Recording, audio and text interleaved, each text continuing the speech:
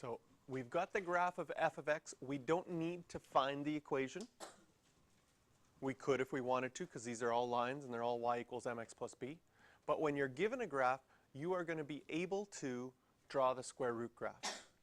The first thing you're going to do, if I was going to draw the square root of this graph, I'm going to look if my y values are ever 0 and 1.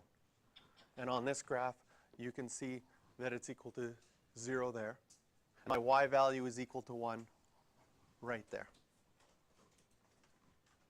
Those are going to be two key points that we're going to do. If you want to do more points, you can. For example, what is the square root of 4? 2. So that point will be there. Up here I've got 8. What is the square root of 8? Square root of 8. But if you had your calculator, it'd be close to 3. Okay?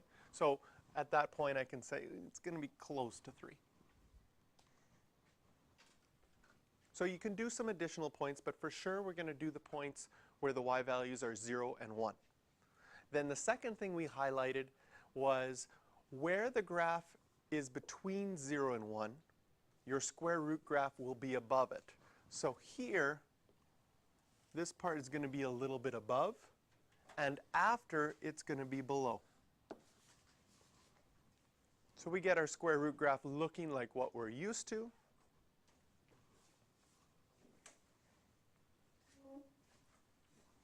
And there we have it. Same thing for the second one. Oh, it asks for, we've sketched it. It wants the domain and the range. Well, the domain is only going to be when x is bigger than or equal to -2. And the range is only when y is bigger than or equal to 0. Because you can't take the square root of a negative, so this part of the graph, the original graph, where it goes down into the negative values, just isn't part of our square root graph. So for the second one, do we have any points where it's 0? Yes. Do we have any points where the y value is 1? Yes. So we do those 2 points first. If you wanted to do other points, you could. The square root of 3 is just a little bit over 1.5, 1.7. And now between 0 and 1, our graph is above, and after 1, it's below. So it would look like this. Here the domain x is less than or equal to 6.